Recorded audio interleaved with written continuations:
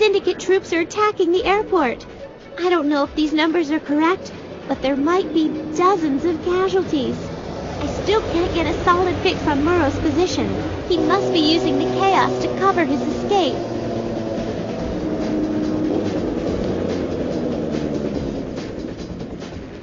Murrow, stop! Killer, I have a plane to catch. Greetings, salutations, and welcome to Do You Remember? The show where I take a few minutes to talk about the games we used to play. My name is Ahrtimmer, and today we're taking a look back at Oni.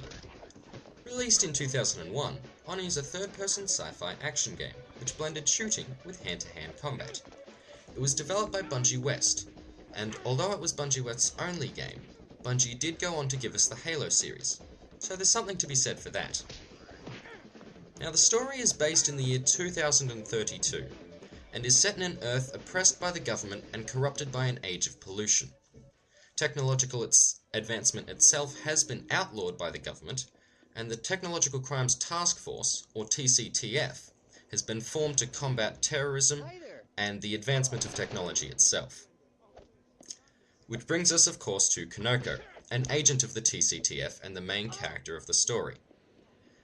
She's constantly fighting against a group known as the Syndicate, one of the many terrorist organizations, and this one in particular is led by the ever-elusive Murrow. You will have seen him earlier in the clip. He's the other purple-haired character. Now, the game, there's a lot to be said about this game. And, of course, the best thing to start with is the gameplay. The gameplay is almost seamless. You're almost constantly doing something, and almost all the time you're enjoying it. Granted, there's very little to enjoy about being beaten into a corner by three rather tough characters, but that doesn't happen all that often. This game is, of course, designed primarily for one-on-one combat, so 3 people is a lot. The game does give you a lot of tools. You've got, I think, 10 weapons in total, from pistols and machine pistols, plasma rifles, and my personal favourite, the Mercury Bow, a sniper rifle which fires pellets of super cooled and condensed mercury.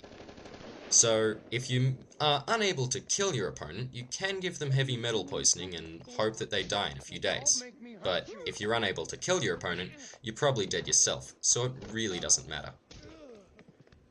It's one of the kind of games in which not everything is immediately apparent. I avoided, in this particular clip, a lot of the secrets, but I happen to know there are dozens of locations in this map alone where you can just head off a little bit from the beaten track and find things like ammo clips, hypo sprays, which are your health power-up, or much more useful, things like force fields, cloaking devices, all the weird and wonderful technological wonders of the year 2032. Which brings us into combat. The combat it's fast-paced and it's difficult. It's that simple. It is a very difficult game. This is level 4. You will notice I am brought down on at least one occasion that I can think of in this level alone. And, I mean, just today I spent half an hour on one of the later levels, I think it was level 10 or so, doing the same fight over and over again, trying to get it right. It's a difficult game. If you're not fighting in a one-on-one situation, there's a very high chance that you're just going to get hit repeatedly and knocked back. But while one might think that takes away from the game, it actually only makes it better. In a fight with multiple people at once, you're almost constantly on the defensive. You need to stay on the move. You need to keep an awareness of where all the people you're fighting are, just so that you can prevent yourself being snuck up behind and knocked into a corner, beaten into the ground, as it were. And so in that regard, whilst it is difficult, it's also very enjoyable and certainly rewarding. When you succeed, when I finally got past that fight that I mentioned earlier with the 3-on-1, I was so relieved. it was done. I didn't have to do it again.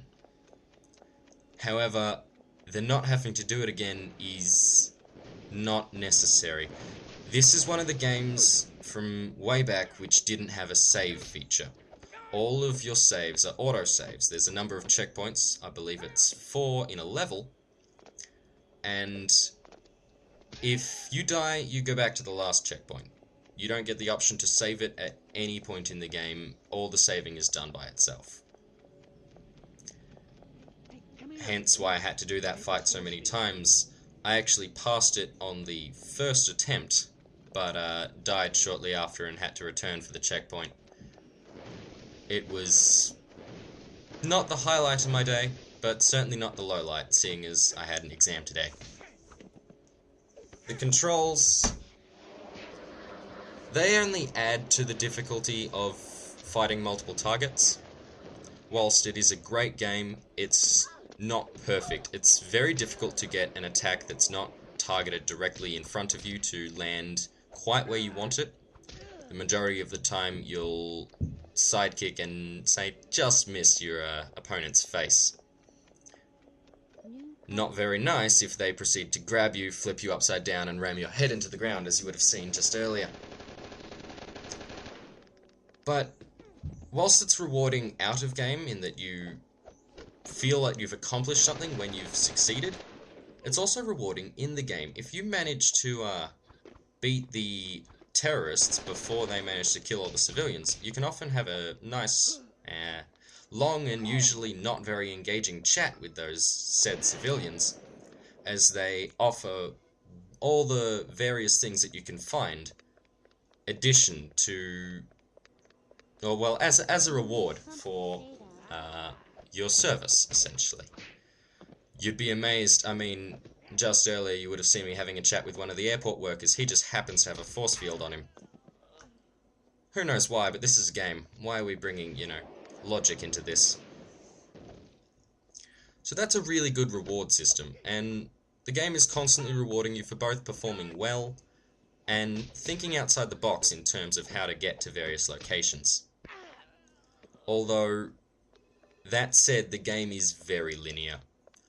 It works on a mission system, like the majority of games do, and each mission leads directly on from the last, and each mission is itself very, very direct. I mean, it's not just the cutscenes, you have to follow the path that I've followed to complete this mission. There's no other way. It simply doesn't exist.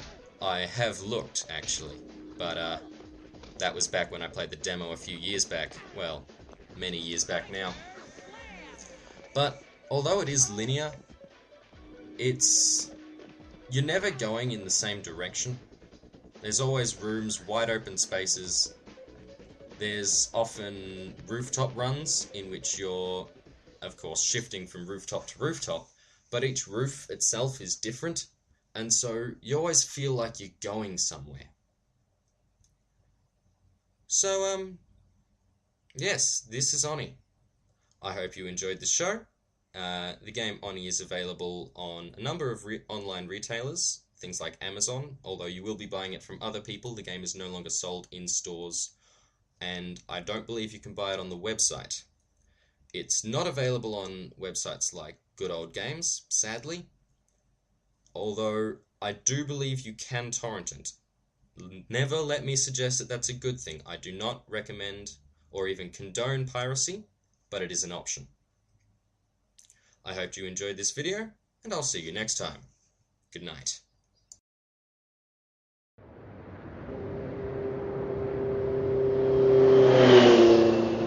The main gates and lobby security doors have been locked through the security controls, and something is keeping our agents at bay. Let's get it on!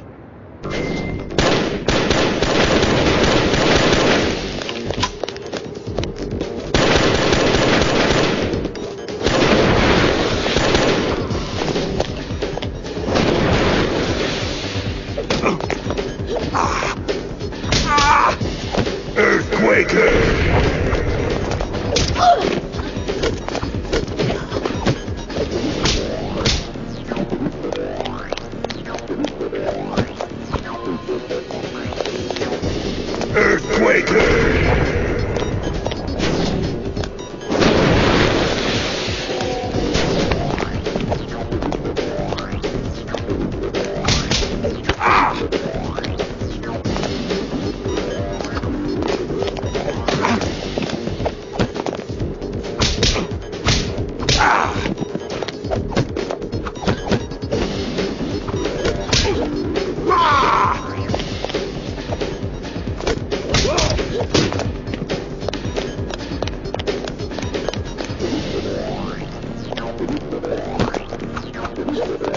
Earthquaker!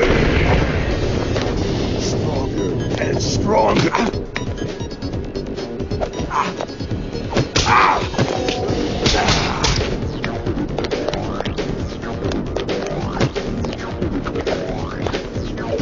Stronger and stronger!